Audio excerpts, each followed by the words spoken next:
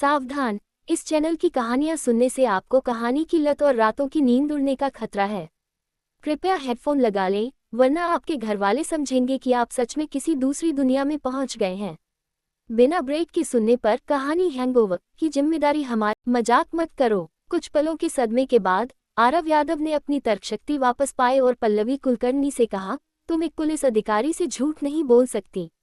दिल्ली शहर की high school के छात्रों के लिए सबसे बड़ी पियानो प्रतियोगिता, और वह भी 10वीं। क्या तुम मुझसे मजाक कर रही हो? क्यों? पल्लवी कुलकर्णी हैरान थी। यही एक चीज है जिस पर मुझे अपनी पूरी जिंदगी में गर्व है। मैं इसे गलत कैसे बता सकती हूँ? वह वाकई 10वीं प्रतियोगिता ही थी। अच्छा, मुझे बताओ, वो प्रतियोगिता कहाँ हुई थी? आरव यादव को अभी भी यकीन नहीं हो रहा था। पल्लवी कुलकर्णी ने थोड़ा सोचा और तुरंत सही जवाब दिया, ओडीएम इंटरनेशनल स्कूल। हाँ, वह ओडीएम इंटरनेशनल स्कूल ही था। ओह! आरव हैरान रह गया, लेकिन उसे अभी भी पूरी तरह विश्वास नहीं था। उसने तुरंत अपनी बात रखी। 10वीं ग्रैंड पियानो प्रतियोगिता 18 साल पहले हुई थी। प्रतिभागी सभी 18 और 19 साल के हाई स्कूल के छात्र थे। तो तुम्हारी उम्र अभी क्या है? 36, 37। खैर, पल्लवी कुलकर्णी ने माथे पर बल डाला। मुझे समझ नहीं आ रहा कि तुम मेरी तारीफ कर रहे हो या मेरी बेइज्जती। पल्लवी ने आरव को पीछे धकेला और अपने बैग से अपना पहचान पत्र निकाला। आरव ने उसे देखा और दंग रह गया। उसके सामने खड़ी महिला वास्तव में उससे 10 साल बड़ी थी। वह पहले से ही 37 साल की थी। तेरी तो! आरव को अपनी आंखों पर यकीन नहीं हुआ। तुम! उसने झटके में पल्लवी की ओर देखा। वाकई अपनी जवानी को बनाए रखना जानती हो। मुझे लगा था कि तुम कोई जवान लड़की हो। ही। ऐसी तारीफ सुनकर पल्लवी को स्वाभाविक रूप से अच्छा लगा, लेकिन उसने टोका, अगर तुम्हें कोई जवान लड़की चाहिए तो मैं रिश्ता करवा सकती हूँ। मेरी रूममेट खुशी सिर्फ 20 साल की है। दिलचस्पी है? नहीं, मेरा वह मतलब नहीं था। इस मोड पर आरव फ्लर्ट करने के मूड में नहीं था। उसके विचार वापस लॉस्ट हैंड केस पर लौट आए। इस बार उसे दृढ़ता से लगा कि उसके सामने वाली स्थिति महज एक इत्तेफाक नहीं थी। वह इस महिला से कुछ मूल्यवान जानकारी प्राप्त कर सकता था, जिसने 10वीं ग्रैंड पियानो प्रतियोगिता में भाग लिया था। हे, मेरी जवानी की तारीफ करने के अलावा क्या तुम्हारे पास कहने के लिए कुछ और नहीं है? पल्लवी कुलकर्णी ने अपनी गोरी बाहें फैलाईं और आरव के साथ फिर से फ्लर्ट किया। क्या तुम मुझे अपना स्वाद चखने दोगे, हैंडसम नौजवान? किसी और दिन आरव एक भूखे शेर की तरह अपने शिकार पर झपट पड़ा होता, लेकिन अभी उसके दिमाग में दूसरी बातें चल रही थीं और उसके पुरुष हार्मोन शांत थे। उसने पल्लवी का सेलफोन पकड़ा और बेसब्री से पूछा, मुझे जल्दी बताओ, क्या तुम रिया अय्यर, श्रुति मेहता और श्रेया गोयल को जानती हो? पल्लवी कुलकर्णी को समझ नहीं आया कि आरव क्या चाहता है। उसने घबराहट में अपना सिर हिलाया। उन तीनों ने तुम्हारे साथ उसी प्रतियोगिता में भाग लिया था और उनकी रैंकिंग सबसे आगे थी, 4वीं, 5वीं और 6वीं। क्या इससे तुम्हें कुछ याद आता है? आरव ने उम्मीद से पूछा। तो वे फाइनलिस्ट थीं। पल्लवी ने आश्चर्य से कहा, तब तो जाहिर है मैं उन्हें नहीं जान पाऊंगी। मेरी किस्मत इतनी अच्छी नहीं थी, मैं तो टॉप 20 में भी नहीं आ पाई थी। मुझे बस इतना याद है कि जो लड़की चैंपियन बना था वह काफी हैंडसम था। मुझे लगता है कि उसे राजधानी के संगीत कॉलेज में दाखिला मिल गया था। ओह! आरव अवाक रह गया। काफी देर सोचने के बाद उसने पूछा, तो क्या तुम किसी और को जानती हो? साथ ही प्रतियोगी, या यहाँ तक कि शिक्षक या जज? हे! पल्लवी अब चिढ़ रही थी। उसने सख्त चेहरा बनाया और कहा, ऑफिसर यादव, तो आप यहाँ जांच करने आए हैं? आप मुझसे ये सब बेकार की बातें क्यों पूछ रहे हैं? क्या आप भी पियानो बजाते हैं? नाटक बंद कीजिए। कहीं ऐसा तो नहीं कि मुझे ही आपको 3000 रुपये देने पड़े? आरव ने मन ही मन सोचा, इस महिला से जांच में सहयोग पाने के लिए मुझे थोड़ी एक्टिंग करनी होगी। इस विचार के साथ आरव बोला, हे, और रहस्यमयी ढंग से चुप रहने का इशारा करते हुए अपनी आवाज धीमी कर ली। उसने पल्लवी से कहा, याद रखना, मैंने आज जो कुछ भी तुमसे पूछा वो कभी किसी से मत कहना, समझी? अगर यह बात बाहर निकली तो तुम्हें कोर्ट जाना पड़ेगा। ये पैतरा काम कर गया। पल्लवी कुलकर्णी थोड़ी देर के लिए सुन्न रह गई और उसने दबे स्वर में पूछा, क्यों? मैं उन लोगों को नहीं जानती जिनका आपने जिक्र किया। क्या यह अपराध है? आरव दहाड़ा और उसका आईफोन 6s वापस कर दिया। क्या तुमने लॉस्ट हैंड केस के बारे में सुना है? पल्लवी सदमे में थी और उसने बार बार सिर हिलाया। दिल्ली के लॉस्ट हैंड केस ने पिछले साल बहुत चर्चा बटोरी थी, और हर कोई इसके बारे में जानता था। इस साल ये फिर से हुआ था और मीडिया में पहले ही हंगामा मच चुका था। हालांकि पुलिस ने पीड़ितों के नाम गुप्त रखे थे, इसलिए पल्लवी को उनके असली नाम नहीं पता थे। आपका मतलब है लॉस्ट हैंड केस का संबंध पियानो से है?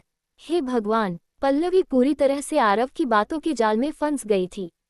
ये देखते हुए कि उसने अपना लक्ष्य प्राप्त कर लिया है, आरव अपनी एक्टिंग को एक नए स्तर पर ले गया। मुझे लगता है कि तुम्हें सावधान रहना होगा। आंकड़ों के अनुसार जिनके हाथ काटे गए हैं उन सभी ने 10वीं ग्रैंड पियानो प्रतियोगिता में भाग लिया था। उन सभी ने पियानो बजाना छोड़ दिया है और वे सभी महिलाएं हैं। आह, पल्लवी आतंकित हो गई और उसने आरव की बांह को जोर से पकड़ लिया। मैं इतनी बदकिस्मत क्यों हूँ? पहले उस टेजर वाले अपराधी ने मुझे निशाना बनाया और अब ये हाथ काटने वाला अपराधी भी मुझे निशाना बना रहा है। क्या मेरा आकर्षण वाकई इतना ज्यादा है? पल्लवी को इतना चिंतित देखकर आरव को हंसी आ रही थी, लेकिन वह केवल अपनी हंसी पर काबू पा सका और एक्टिंग जारी रखी। लेकिन अपराधी ने अब तक केवल फाइनलिस्टों को ही निशाना बनाया है, फिलहाल तुम्हारी बारी नहीं आएगी। ये तो बहुत अच्छी बात है, पल्लवी ने डरते हुए कहा। ऑफिसर यादव, आपको उसे जल्दी पकड़ना होगा। बिना किसी वजह के अपना हाथ कटवाना? तो पल्लवी का मतलब था कि यह तेजर अपराधी द्वारा बलात्कार किए जाने से भी बुरा था, लेकिन उसके लिए ये कहना आसान नहीं था। वही तो मैं अभी जांच कर रहा हूँ। 10वीं ग्रैंड पियानो प्रतियोगिता के बारे में कोई भी विवरण जो तुम सोच सकती हो, मुझे जल्दी बताओ। आरव प्रवाह के साथ चलता गया।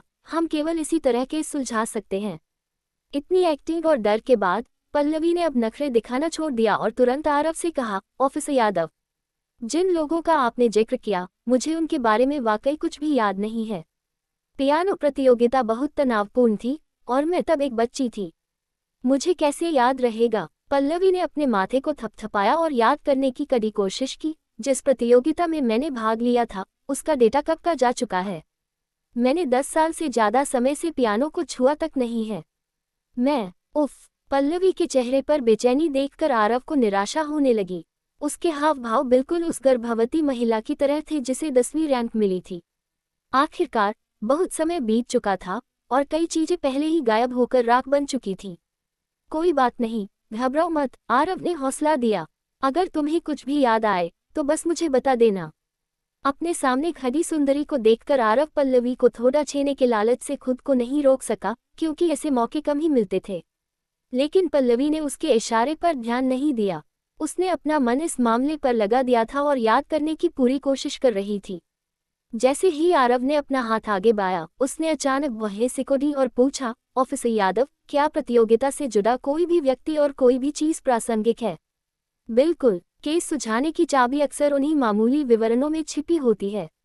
आरव ने महज कुछ दिनों का पुलिसकर्मी होने के बाद भी रौबझाना शुरू कर दिया। क्यों, क्या प्रतियोगिता वाले दिन तुम्हें बवासीर था? नहीं, आरव के मजाक पर पल्लवी की कोई प्रतिक्रिया नहीं हुई।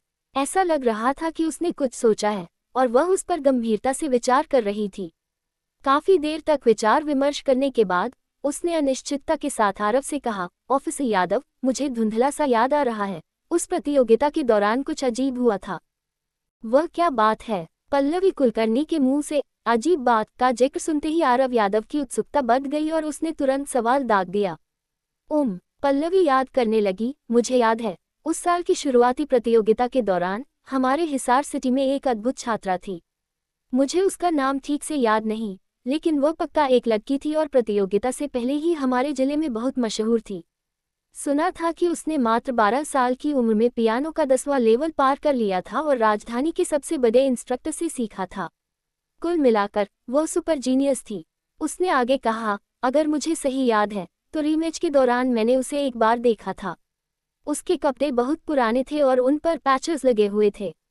मुझे लगता है उसका परिवार बहुत अमीर नहीं था, लेकिन उसके पियानो बजाने का हुनर पागलपन की हद तक शानदार था।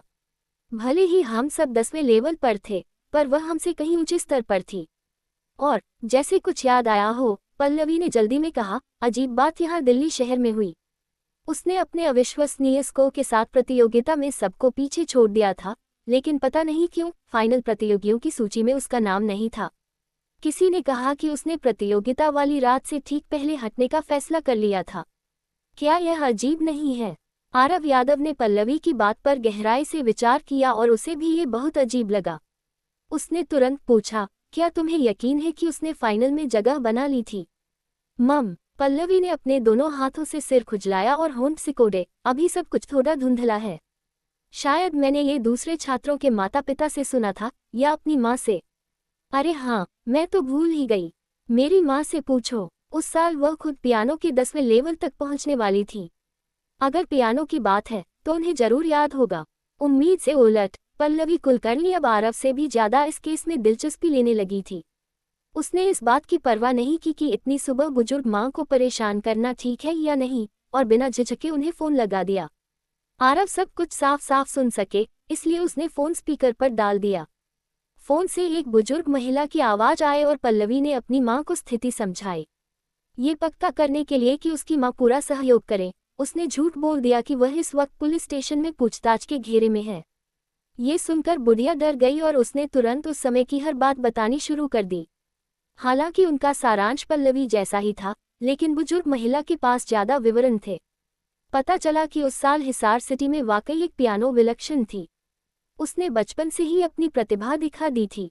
परिवार की आर्थिक स्थिति खराब होने के बावजूद उसके माता पिता ने उसे पियानो सिखाने के लिए अपना सब कुछ दांव पर लगा दिया था। अफवाहों के अनुसार उन्होंने गांव का मंदिर तक बेच दिया था। और उस जीनियस लड़की ने भी अपने माता पिता को निराश नहीं किया। कुछ ही वर्षों में उसने हर तरह के पुरस्कार जीते और हिसार सिटी में नाम कमाया। दिल्ली की 10वीं ग्रैंड पियानो प्रतियोगिता में शामिल होने से पहले सबको उससे बहुत उम्मीदें थीं। सबको लगा था कि वह कम से कम टॉप 3 में तो जरूर आएगी।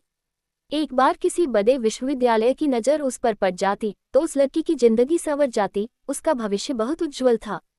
उस समय उम्र में समानता के कारण पल्लवी की माँ अक्सर उस लड़की की उपलब्धियों का उदाहरण देकर पल्लवी को डांटती थी। तुम दोनों पियानो सीख रही हो, पर क्या तुम उसे देखती हो? देखो वह कितनी अच्छी है। लेकिन अप्रत्याशित रूप से वह जीनियस जो इतने जबरदस्त जोश के साथ फाइनल में पहुंची थी, उसने अचानक प्रतियोगिता की पिछली रात को अपना नाम वापस ले लिया। किसी को उसके अचानक हटने का कारण नहीं पता चला, लेकिन कई अफवाहें उड़ी। कुछ ने कहा कि पियानो के अभ्यास में उसने इतना जोर लगाया कि उसे खून की उल्टियां होने लगी। कुछ ने कहा कि उसका अपहरण हो गया। कुछ ने यहाँ तक कहा कि वह किसी लड़के के साथ भाग गई। उस प्रतियोगिता के बाद से किसी ने उस लड़की को नहीं देखा, यहाँ तक कि उसके माता पिता भी गायब हो गए। स्थिति की अचानक गंभीरता को देखते हुए आयोजकों ने उसकी जगह 11वें स्थान वाले को मौका दिया, जिससे अंतिम परिणामों में उस लड़की का नाम कहीं नहीं आया। प्रतियोगिता के कुछ साल बाद तक लोग उसके बारे में बातें करते रहे, लेकिन जैसे जैसे समय बीता वह जीनियस और उसका परिवार सबके जहन से ओझल हो गए। जीनियस लड़की, पता नहीं क्यों आरव को भीतर से महसूस हुआ कि उस लड़की का अचानक हटना इस केस से जुड़ा हो सकता है। प्रतियोगिता की पिछली रात ऐसा क्या हुआ जिसने उसे हटने पर मजबूर कर दिया? फिर उसके हटने के बाद वह और उसके माता पिता गायब क्यों हो गए? सामान्य तौर पर आरव को इसमें दिलचस्पी नहीं होती, लेकिन जब इसे लॉस्ट हैंड केस से जोड़ा गया तो ये बहुत पेचीदा लगने लगा। आरव को लगा कि उस लड़की का हटना ही इस केस की असली जड़ है। अगर वह उसे ढूंढ पाता तो शायद उसे नए सबूत मिल जाते। माँ, पल्लवी ने भी केस की परवाह करते हुए फोन पर पूछा, क्या आपको उस जीनियस लड़की का नाम याद है? रश्मि देशपांडे। बुजुर्ग महिला की याददाश्त अच्छी थी। उन्होंने बिना रुके कहा, हिसार सिटी का देशपांडे परिवार। वह न केवल मेरी माँ के गांव से थी, बल्कि उसका नाम तुम्हारी छोटी चाची जैसा ही था। बच्ची, अगर पुलिस को कुछ भी चाहिए हो तो बस मुझसे पूछ लेना। मैं जो कुछ भी जानती हूँ सब सच बता दूंगी। अगर काम हो गया हो तो पुलिस स्टेशन में ज्यादा देर मत रुकना। लोगों को यह नहीं लगना चाहिए कि तुम कुछ बुरा कर रही हो। ठीक है माँ, मेरा काम हो गया, अब मैं फोन रखती हूँ। पल्लवी ने शर्मिंदगी के साथ फोन काट दिया। जिस तरह बुढ़िया ने कहा कि वह सब सच बता देगी, ऐसा लग रहा था जैसे वे दोनों कोई अपराधी हों। ये मेरी माँ हैं, एक बार बोलना शुरू करती हैं तो रुकती ही नहीं। पल्लवी ने अपना सिर उठाया। कैसा रहा ऑफिसर यादव? क्या यह आपकी जांच में मददगार था? हिसार सिटी, देशपांडे परिवार, रश्मि देशपांडे। आरव ने जानकारी दोहराई। मुझे इस पर थोड़ी रिसर्च करनी होगी। अगर इससे केस सुझाने में मदद मिली तो मैं आपको गुड सेमेरिटन का अवार्ड दिलवाऊंगा। सर्टिफिकेट अपने पास ही रखिए, वैसे भी मैं आपकी कर्जदार हूँ। पल्लवी ने मजाक किया, लेकिन अगली बार जब आप हमारी बालकनी में कूदें तो पहले मुझे जरूर बता दें। अगली बार ऐसा नहीं होगा, आरव ने वादा किया। लेकिन वादे के बाद वे दोनों करीब 3 सेकंड तक एक दूसरे को देखते रहे। माहौल थोड़ा अजीब हो गया था।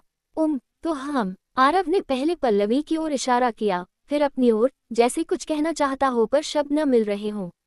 ठीक है, मैं समझ गई। पल्लवी बहुत समझदार थी। केस ज्यादा जरूरी है, तुम्हारे दिमाग में कुछ चल रहा है। वैसे भी इस वक्त हम मजा नहीं कर पाएंगे। फिर क्या फायदा? तुमने मेरी जान बचाई है, मैं वो कभी नहीं भूलूंगी। वो फ्री सर्विस का वादा हमेशा रहेगा। बेहतरीन। आरव ने उसे थम्स अप दिया, फिर पल्लवी का फोन पका। यहाँ अपना नंबर और व्हाट्सएप लिख दो। एक बार मैंने कातिल को पकड़ लिया और इनाम मिल गया तो मैं तुम्हें 4 स्टार होटल ले जाऊंगा। फिर पता नहीं क्यों आरव ने उसे सैल्यूट किया और मुड़कर जाने लगा।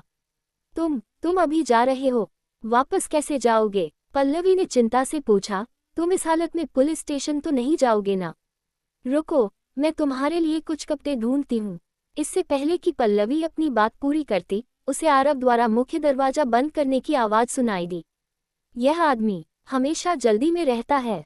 पल्लवी ने खाली घर की ओर देखा और उसे थोड़ा अजीब महसूस हुआ।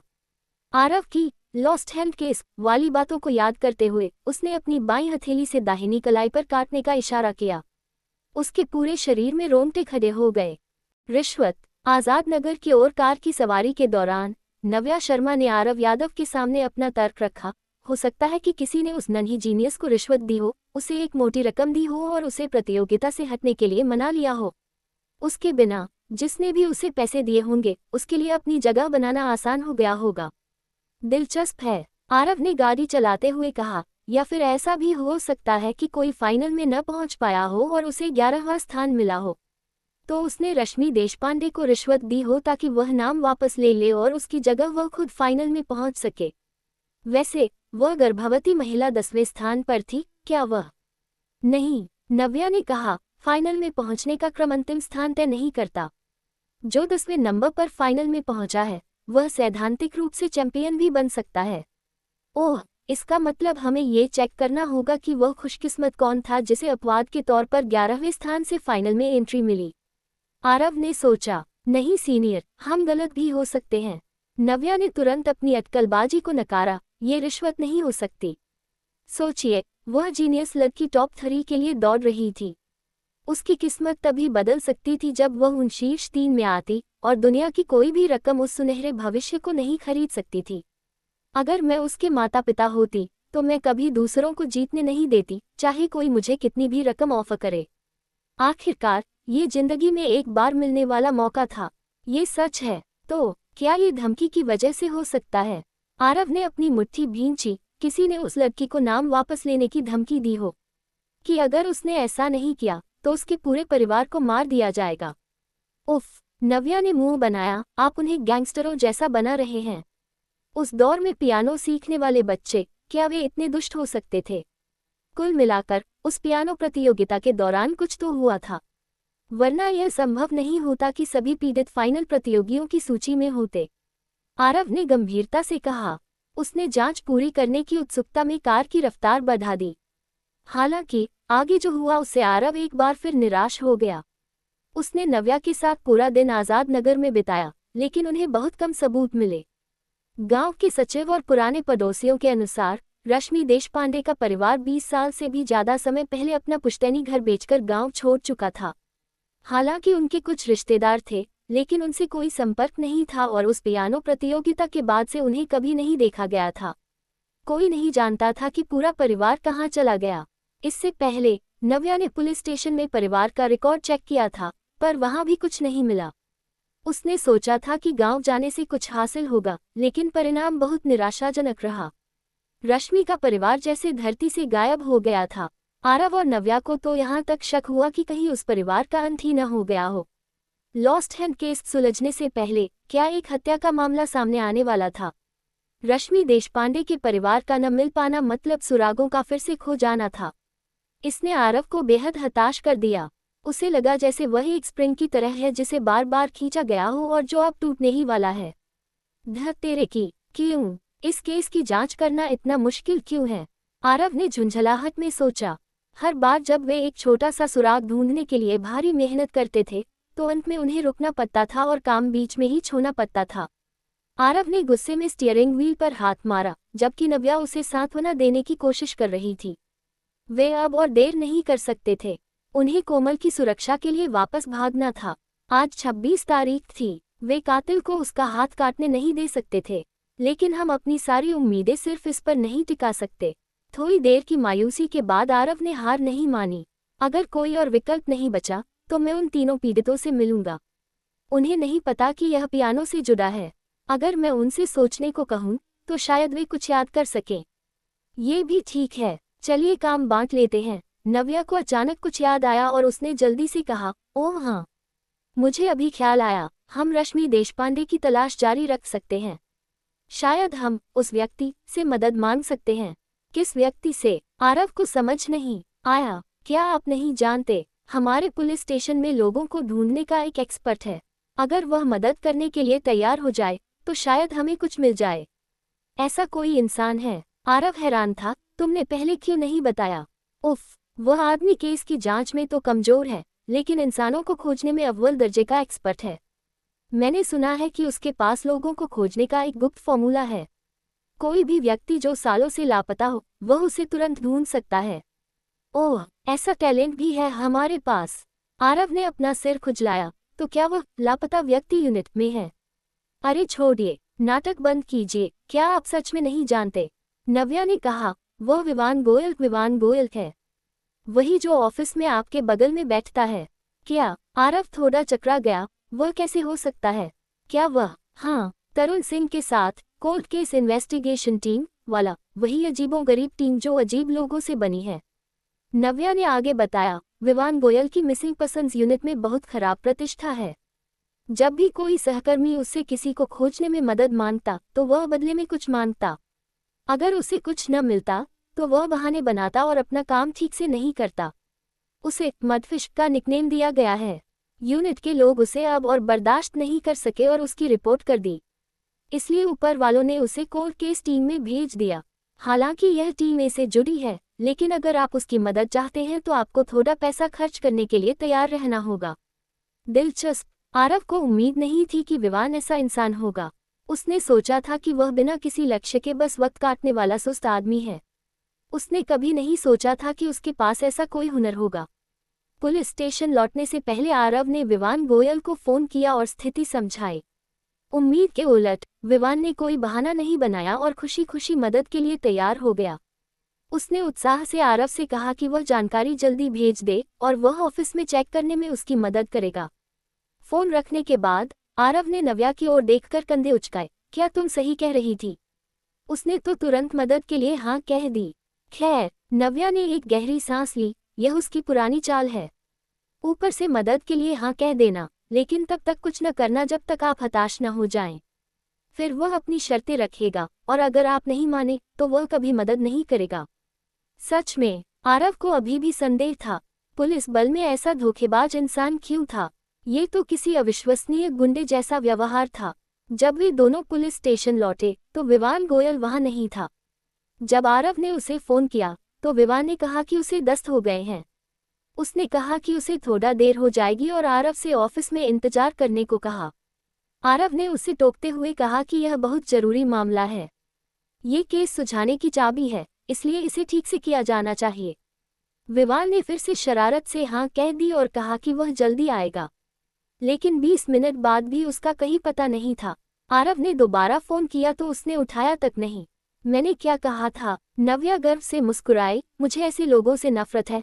अगर आप उसे कोई फायदा नहीं देंगे तो वह कभी चेक नहीं करेगा। हाँ हाँ हाँ, आरव इसके बजाय हंस पड़ा। उसने नव्या के कंधे पर थपथपाया और आत्मविश्वास के साथ कहा, जब मैं पहली बार समाज में एक मर्द के रूप में निकला था तो ऐसे नेवले जैसे लोगों से निपटना ही मेरा हुनर था। बस देखते जाओ, मैं एक पैसा भी खर्च नहीं करूंगा, लेकिन वह सीधा होकर मेरी मदद करेगा। क्राइम केस इन्वेस्टिगेशन यूनिट का एक खास नियम था, हर जांचकर्ता के फोन में ट्रैकिंग सिस्टम होना जरूरी था ताकि अधिकारी किसी भी समय उनकी स्थिति जान सकें। इस तरह जांच के दौरान किसी भी खतरे की स्थिति में लीडर समय पर कार्रवाई कर सकते थे। विवान गोयल भी इसका अपवाद नहीं था। नव्या शर्मा ने तुरंत उसकी लोकेशन ढूंढ ली, लेकिन उम्मीद के विपरीत विवान गोयल घर पर नहीं बल्कि एक स्थानीय पूल बार में था। वह धोखेबाज चूहा जांच में मदद करने के लिए हाँ कहने के बावजूद मजे से पूल खेल रहा था। ठीक है, इसे मुझ पर छोड़ दो, आरव यादव ने नव्या से कहा। तुम पहले जाओ और कोमल के मामले में नए सबूतों की जांच करो। अगर कुछ पता चले तो मुझे बताना। सीनियर, आप विवान गोयल के साथ क्या करने वाले हैं? नव्या थोड़ी चिंतित थी। वह एक आधिकारिक जांच करता है, आप उसे हाथ नहीं लगा सकते। कृपया जो भी आप सोच रहे हैं उस पर दोबारा विचार करें। तुम्हारा सीनियर इतना बेवकूफ नहीं है, चिंता मत करो। आरव हंस पड़ा। देखना, वो पक्का मेरी मदद करेगा। जानकारी ढूंढ पाएगा या नहीं, यह उस पर है, लेकिन कोशिश वो जरूर करेगा। नव्या से अलग होने के बाद आरव यादव जल्दी ही पूल बार पहुंच गया। दोपहर का समय था, इसलिए ज्यादा भीड़ नहीं थी। 8 में से केवल 2 पूल टेबल पर खेल चल रहा था। विवान गोयल एक टेबल के सामने खड़ा था, अपनी क्यू स्टिक के सिरे पर चाक रगड़ते हुए अपने अगले शॉट के बारे में सोच रहा था। उसके साथ खेल रहा व्यक्ति ध्रुव कुमार नहीं था, लेकिन आरव उसे पहचानता था। वह पुलिस डिस्पैच विभाग का एक युवा अधिकारी था, जिसका पूल का खेल काफी मशहूर था। किसी को अपनी ओर आते देख विवान ने सिर उठाया। आरव को देखते ही वह ठिठका, लेकिन फिर उसके चेहरे पर एक बेशर्म मुस्कान आ गई। ओह, छोटे यादव, यहाँ कैसे आना हुआ? वह आदमी वाकई निर्लज्ज था। उसने ये जिक्र तक नहीं किया कि उसे आरव की मदद करनी थी। यहाँ कोई और नहीं, बल्कि एक आग मुझे खींच लाए है। आरव धीरे से मुस्कुराया और अपने सीने की ओर इशारा किया, जिसका मतलब था कि उसका दिल गुस्से से जल रहा है। हाँ, आधिकारिक काम ही तो है, इतनी जल्दी क्या है? विवान मुस्कुराते हुए बोला, आग कितनी भी तेज हो, वह तुम्हें ज्यादा प्रभावित नहीं कर सकती, है ना? हाँ। विवान का ठहाका सुनकर वह युवा अधिकारी भी उसके साथ हंसने लगा। विवान, आरव की मुस्कान गायब हो गई और वह ठंडे स्वर में बोला, तुम्हें पता है मैं यहाँ क्यों हूँ? एक बात बताओ, मदद करोगे या नहीं? बस सीधे सीधे बोल दो। आरव जानता था कि विवान उसके मुंह से फायदे की बात सुनने का इंतजार कर रहा है, लेकिन उसने इस बारे में बात करने से साफ मना कर दिया। विवान की मुस्कान फीकी पड़ गई। वह कुछ सोचने का नाटक करने लगा। फिर जैसे उसने कुछ तय कर लिया हो, वह फिर से हंसने लगा। यादव, खुद को देखो, मदद तो होती रहेगी, हम सब यहाँ अच्छे दोस्त हैं।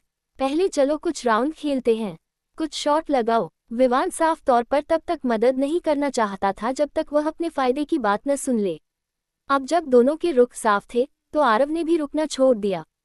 उसने पहले थोड़ा हिचकिचाहट के साथ इधर उधर देखा, फिर तिरछी नजर से पूल टेबल को देखा और ठंडे स्वर में पूछा, ठीक है, तो तुम लोग कितने के लिए खेल रहे हो?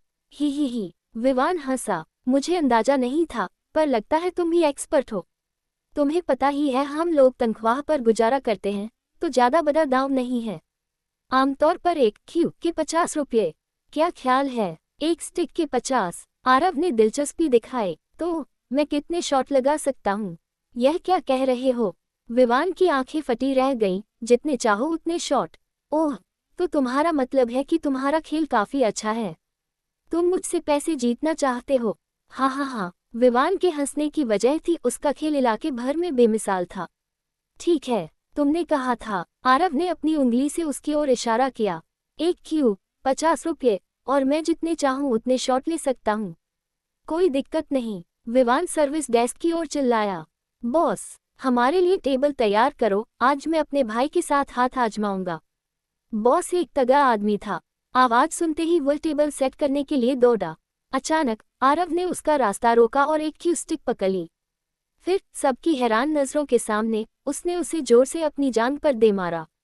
वह मजबूत लकड़ी की छड़ी एक कड़कड़ाहट के साथ 2 टुकड़ों में टूट गई। कड़ाक, 50। आरव जोर से चिल्लाया। फिर उसने अगली स्टिक उठाए और उसे हवा में ऐसे घुमाया जैसे कोई संकेत बना रहा हो, और फिर एक और स्टिक तोड़ दी। 100। कड़ाक, 150। आरव की जांघ में दर्द होने लगा था, इसलिए उसने अपनी कोहनी का इस्तेमाल किया और स्टिक को पूल टेबल के किनारे पर जोर से दे मारा। एक बार फिर स्टिक 2 टुकड़ों में बंट गई। 200। जब उसने 200 चिल्लाया, तब जाकर सनखड़ी भीड़ को होश आया। मरना चाहता है क्या? बॉस चिल्लाया और आरव को रोकने के लिए आगे बढ़ा, लेकिन आरव फुर्ती से घूमा और एक मुक्का जड़ दिया। मुक्के का प्रहार इतना जोरदार था कि बिजली की कड़क जैसा उसके चेहरे पर लगा। बॉस का सिर टेबल से टकराया और वह जोर से पीछे उछलकर जमीन पर जा गिरा। विवान गोयल और वही युवा अधिकारी सदमे में थे, उनकी एक कदम आगे बढ़ाने की हिम्मत नहीं हुई। आरव ने ऐसे सांस ली जैसे कुछ हुआ ही न हो, जैसे वह बस कसरत कर रहा हो। उसके लिए वाकई उसने काफी समय से ऐसी मेहनत नहीं की थी। विवान, आरव ने पलक झपकाए बिना कहा, स्टिक तो ना अब रोमांचक नहीं रहा। क्यों ना हम गेंदें फेंकना शुरू करें। उसने एक पूल बॉल उठाए और मुस्कुराया, एक गेंद के 20 रुपये। कैसा रहेगा क्या? विवान को समझने का मौका दिए बिना ही आरव ने अपने कंधे झटके और गेंद सीधे ऊपर की ओर फेंकी, जिससे ऊपर लगा झाड़ फानुस चकनाचूर हो गया। कांच के टुकड़े जोरदार आवाज के साथ जमीन पर गिरे, जिससे सब डर गए। लो एक और। आरव ने दूसरी गेंद उठाए और सीधे खिड़की की ओर फेंकी। एक जोरदार आवाज के साथ कांच बिखर गया। फिर उसने एक गेंद सीधे विवान गोयल की ओर फेंकी, जिससे वह डर के मारे पीछे हटा और अपना संतुलन खोकर जमीन पर गिर पड़ा। आरव ने असल में गेंद नहीं फेंकी थी, उसने सिर्फ फेंकने का नाटक किया था। विवान को गिरते देख वह मुस्कुराया और इस बार सच में गेंद फेंकी। वह गेंद विवान के कान के पास से सनसनाती हुई गुजरी। विवान डर के मारे अपना सिर पकड़कर चिल्लाने लगा। सुन। आरव थमा नहीं। वह एक के बाद एक गेंदें विवान के ठीक बगल में मारता रहा, हालांकि वह उसे छू नहीं रही थी। ठीक है, बस करो, रुक जाओ। आखिरकार विवान और बर्दाश्त नहीं कर सका और हार मानकर हाथ खड़े कर दिए। मैं देखूंगा, मैं ढूंढूंगा। ठीक है। आरव यादव। विवान गोयल उठा और अपने शरीर से धूल झाड़ी। उसने आरव यादव को डांटते हुए कहा, तुम पागल हो, भाड़ में जाओ। आरव यादव ने टूटी हुई स्टिक पकड़ी और विवान गोयल की ओर एक बड़ा कदम बढ़ाया। वह ऐसा लग रहा था मानो वह स्टिक से विवान गोयल को घोंपकर मार डालेगा। मैं चेक करूंगा, ठीक है। विवान गोयल ने पागलों की तरह हाथ हिलाते हुए कहा, यह सिर्फ एक व्यक्ति की जांच है, क्या तुम्हें ये सब करने की जरूरत है? यही तो मुझे तुमसे पूछना चाहिए। ये सिर्फ एक व्यक्ति की जांच है, क्या तुम्हें ये सब करने की जरूरत है? आरव यादव ने पलटवार किया। ठीक है, मैं तुमसे डर गया, चलो चलते हैं। विवान गोयल ने हार मान ली। वह जितना निर्लज हो सकता था, आरव यादव के इस नाटकीय और हिंसक तेवर से उतना ही डरा हुआ भी था। रुको। हालांकि आरव यादव ने अपना लक्ष्य हासिल कर लिया था, लेकिन उसका इरादा मामले को यही खत्म करने का नहीं था। उसने टूटी हुई स्टिकों की ओर इशारा किया और कहा, मैंने इतनी सारी स्टिकें तोड़ी लेकिन तुमने मुझे पैसे नहीं दिए। क्या? विवान गोयल अवाक रह गया। मुझे हिसाब लगाने दो। आरव यादव ने गिनने में अपना समय लिया। एक स्टिक के 50, मैंने 4 तोड़ी तो वह ठीक 200 हुए। ओह, गेंदों के लिए, एक गेंद के 20, मैंने 7 फेंकी, तो 140 प्लस 200। तुम्हारे ऊपर मेरे कुल 340 रुपये बकाया हैं। पहले ही कह देता हूँ, मैं कोई डिस्काउंट नहीं देता। क्या तुम? विवान गोयल पागल हो रहा था। ये किस तरह का तर्क था? हम बिलियर्ड्स खेल रहे थे, इसे इस तरह कौन खेलता है? शॉट मारने का मतलब स्टिक तोड़ना कब से हो गया? विवान गोयल ने मन ही मन सोचा। हाँ, आरव यादव ने अपनी भौहें चाही, क्या हमने यही तय नहीं किया था? तुम धोखा देना चाहते हो या हम थोड़ी देर और खेलें? आरव यादव ने हाथ में एक और स्टिक उठा ली। नहीं। युवा पुलिस अधिकारी भागकर आया और सिर हिलाते हुए बोला, हम हार गए। मैं पैसे दूंगा, मैं दूंगा। उसने जल्दी से अपना बटुआ निकाला और आरव यादव के सामने कुछ 100 के नोट रख दिए। लीजिए, 500 रुपये, बाकी आप रख लीजिए। आरव यादव ने धीरे से पैसे अपने हाथों में लिए, अपना सिर घुमाया और उस युवा अधिकारी को घूर कर देखा। ठीक है, तुम समझदार हो, तुम्हारा भविष्य उज्जवल है। वह मुड़ा और जमीन पर पड़े मालिक को एक लात मारी। उसने 500 रुपये उसके चेहरे पर फेंके और कहा, ओह, क्या तुम मर गए? ये पैसे लो और अपने सौभाग्य के लिए कुछ मिठाई खरीद लेना।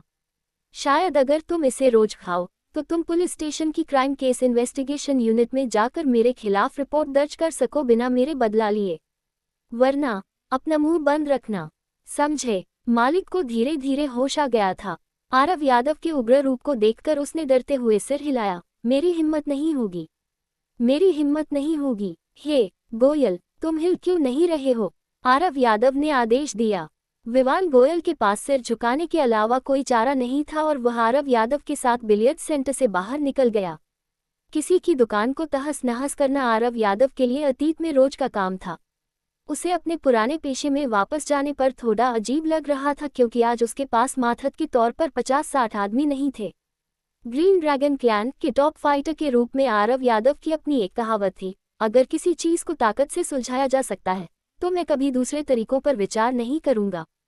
किसी को मारने के बजाय उसके दिमाग को प्रताड़ित करना बेहतर था। आरव यादव के इस पागलपन भरे व्यवहार के बाद मालिक और विवान गोयल दोनों ही उससे दब गए थे और कोई भी जल्दबाजी में कदम उठाने की हिम्मत नहीं कर रहा था। विवान गोयल उस लड़की के परिवार की जांच करने के लिए आरव के साथ दफ्तर तक आया। लोगों को ढूंढना विवान गोयल की विशेषज्ञता थी और वह नहीं चाहता था कि आरव यादव उसकी तकनीक देखे। हालांकि आरव यादव को डर था कि वह व्यक्ति केवल दिखावा करेगा और पूरी मेहनत नहीं करेगा। उसने एक कुर्सी खींची और ध्यान से देखने लगा कि विवान गोयल कैसे काम करता है। विवान गोयल मन ही मन भागता हुआ था। आरव यादव जैसा निर्लज और चरमपंथी बॉस होने के कारण वह बदला लेने के लिए कुछ नहीं कर पा रहा था। आरव यादव कोई मूर्ख नहीं था और उसे विवान गोयल के लोगों को खोजने के तरीके को समझने में देर नहीं लगी। वह पहचान पत्र, घरेलू रजिस्टर, बैंक कार्ड या आप्रवासन रिकॉर्ड जैसे पारंपरिक तरीकों का उपयोग नहीं कर रहा था। इसके बजाय उसने प्रमुख अस्पतालों के मेडिकल डेटाबेस में लॉग इन किया ताकि उन मेडिकल रिकॉर्ड्स को निकाला जा सके जो उनके लक्ष्यों से मेल खाते थे। शानदार! आरव यादव प्रशंसा किए बिना नहीं रह सका। ये वाकई शानदार था। भले ही कोई व्यक्ति अपना नाम बदल ले, लेकिन उसके लिए अपने मेडिकल रिकॉर्ड बदलना संभव नहीं था जब तक कि वह अपने पूरे जीवन में कभी अस्पताल न गया हो। जल्द ही विवान गोयल ने 6-7 मेडिकल रिकॉर्ड निकाल लिए जो उस लड़की के रिकॉर्ड से मेल खाते थे। सबसे पुराने रिकॉर्ड को 15 साल पहले तक ट्रैक किया जा सकता है। विवान गोयल ने जानकारी की ओर इशारा किया। सुरेंद्र देशपांडे, हिसार सिटी, आजाद नगर से। ID card number registry office के नंबर से मेल खाता है। उन्हें दिल की बीमारी के कारण सिटी अस्पताल के कार्डियोलॉजी विभाग में भर्ती कराया गया था। उसके बाद उन्हें उसी स्थिति के लिए 2 बार और भर्ती किया गया। और ये, विवान गोयल ने एक और रिकॉर्ड की ओर इशारा किया, ये सबसे ताज़ा मेडिकल जानकारी है। इसे पिछले मई में सिटी अस्पताल के ऑन्कोलॉजी विभाग में पंजीकृत किया गया था। मरीज भावना है, जो हिसार सिटी आजाद नगर से है। पंजीकृत आईडी कार्ड नंबर भी मूल नंबर से मेल खाता है। आईडी कार्ड की समय सीमा समाप्त हो चुकी है, लेकिन क्योंकि उसने अपनी फीस खुद दी थी, अस्पताल ने पंजीकरण के लिए उसी पुराने आईडी कार्ड नंबर का उपयोग किया। सुरेंद्र देशपांडे रश्मि देशपांडे के पिता का नाम था और भावना उसकी मां का नाम था। ये खबर सुनकर कम से कम ये तो साबित हो गया कि उस लड़की का परिवार धरती से गायब नहीं हुआ था, बल्कि वे इसी शहर में रह रहे थे। ये तो और भी अजीब है, आरव यादव ने सोचा। जब वे शहर में ही रह रहे थे तो वे गायब क्यों हो गए? क्या वाकई कहीं कोई समस्या थी? आरव यादव ने पूछा। विवान, क्या मरीज का पता ढूंढना संभव है? मुझे सबसे ताज़ा वाला पता चाहिए। हाँ, विवान गोयल ने टाइप करते हुए कहा। लेकिन अगर उसने जानबूझकर इसे छिपाने की कोशिश की होगी और अस्पताल में गलत पता दिया होगा, तो मेरे पास कोई समाधान नहीं है। विवान गोयल वाकई एक विशेषज्ञ था। उसे तुरंत परिणाम मिल गया। ये रहा। आरव यादव झुका और स्क्रीन पर देखा। एक नज़र डालते ही उसके रोंगटे खड़े हो गए। उसने पते को मैप में टाइप किया और वह हक्का बक्का रह गया। क्या हुआ? विवान गोयल ने देखा कि आरव यादव का चेहरा उतर गया है। वह पूछना चाहता था कि आखिर क्या हुआ, लेकिन आरव ने उसे रोक दिया। जल्दी! आरव यादव ने घबराहट में चिल्लाकर कहा, ये सारी जानकारी मेरे सेल फोन पर भेजो। एक शब्द भी मत छोड़ना। मुझे भागना होगा। ठीक है। विवान गोयल को समझ नहीं आ रहा था कि क्या हुआ है। वह बस आरव यादव के निर्देशों का पालन कर सका। आरव यादव पुलिस स्टेशन से निकला और विवान गोयल द्वारा खोजे गए पते की ओर पुलिस की गाड़ी दौड़ाई। गाड़ी चलाते समय आरव बहुत घबराया हुआ था और उसकी हथेलियों में पसीना आ रहा था। हालांकि वह अभी भी लॉस्ट हैंड केस की घटनाओं के क्रम के बारे में स्पष्ट नहीं था, लेकिन नए प्राप्त पते ने उसके इस विश्वास को मजबूत कर दिया था कि वह निश्चित रूप से सही दिशा में जा रहा है। इस बार मैं फिर से गलत नहीं हो सकता, है ना? अनन्या अग्रवाल उससे पहले केस सुलझा न ले, इस डर से आरव यादव उस लड़की की तलाश में जुटा हुआ था। उसने अनन्या की बातों को सुनना कभी बंद नहीं किया था। उस अदृश्य जासूसी उपकरण की अवधि 47 घंटे की थी और उसके खत्म होने में अभी काफी समय बाकी था। उस उपकरण से मिली जानकारी के अनुसार अनन्या अग्रवाल को पहले ही एहसास हो चुका था कि उसकी जांच की दिशा गलत हो सकती है और वह वर्तमान में एक नई दिशा की तलाश कर रही थी। टीम बी ने भी बदले की भावना को मुख्य उद्देश्य मानने की संभावना पर अंदाजा लगा लिया था। यहाँ तक कि कुछ लोगों ने पियानो शब्द का जिक्र भी किया था। अगर वे इसी तरह आगे बढ़ते रहे तो वे निश्चित रूप से आरव यादव को पकड़ लेंगे। लानत है। टीम बी से मिली जानकारी और मैप पर पते को देखकर आरव यादव थोड़ा घबरा गया। उसे यकीन नहीं था कि उसके नए सबूत वास्तव में उसे अपराधी तक पहुंचा पाएंगे या नहीं। विवान गोयल ने आरव यादव को जो पता ढूंढने में मदद की थी वह था खरावा विलेज, रोहतक जिला, हनुमान मंदिर, नंबर 53। ये पता साधारण लग सकता था, लेकिन लॉस्ट हैंड केस से परिचित आरव यादव के लिए यह बहुत खास था। हनुमान मंदिर के आसपास का इलाका वही था जहां अपराधी सिया गोयल का हाथ काटने के बाद भागकर छिपा था। अनन्या अग्रवाल ने पहले ही इसका विश्लेषण किया था। चूंकि अपराधी कभी कैमरे में भागते हुए नहीं पका गया था, इसलिए उन्होंने निष्कर्ष निकाला था कि अपराधी या तो इस इलाके से बहुत अच्छी तरह वाकिफ था या फिर वह यही रहता था। ऐसा लग रहा था कि दूसरा अंदाजा सही था। मैप के अनुसार हनुमान मंदिर नंबर 53 सिया गोयल की बीएमडब्ल्यू रुकने वाली जगह से मात्र कुछ 100 मीटर की दूरी पर था। यदि अपराधी तेज चलता तो उसे वहां से निकलने में 2 मिनट भी नहीं लगते। इतनी कम दूरी ने आरव यादव को चौंका दिया। क्या अपराधी वाकई अपने घर के सामने अपराध करने जितना बहादुर था? क्या मैं गलत हो सकता हूँ? उसने खुद से पूछा। क्या ये पहले की तरह होगा जहां वह एक बंद गली में पहुंच गया था? पिछली गलतियों के कारण आरव यादव का आत्मविश्वास आश्चर्यजनक रूप से कम था। वह यहाँ तक सोच रहा था कि शायद उस जीनियस लड़की का इस केस से कोई लेना देना ही न हो। अगर वह फिर से गलत साबित हुआ तो वह क्या करेगा? इन्हीं विरोधाभासी विचारों के साथ आरव अपनी मंजिल की ओर बढ़ा। भले ही हनुमान मंदिर रोहतक जिले का हिस्सा था, लेकिन यह इलाका खरावा विलेज के किनारे पर था और पिछले कुछ वर्षों में पड़ोसी जिलों को मिलाकर अस्तित्व में आया था।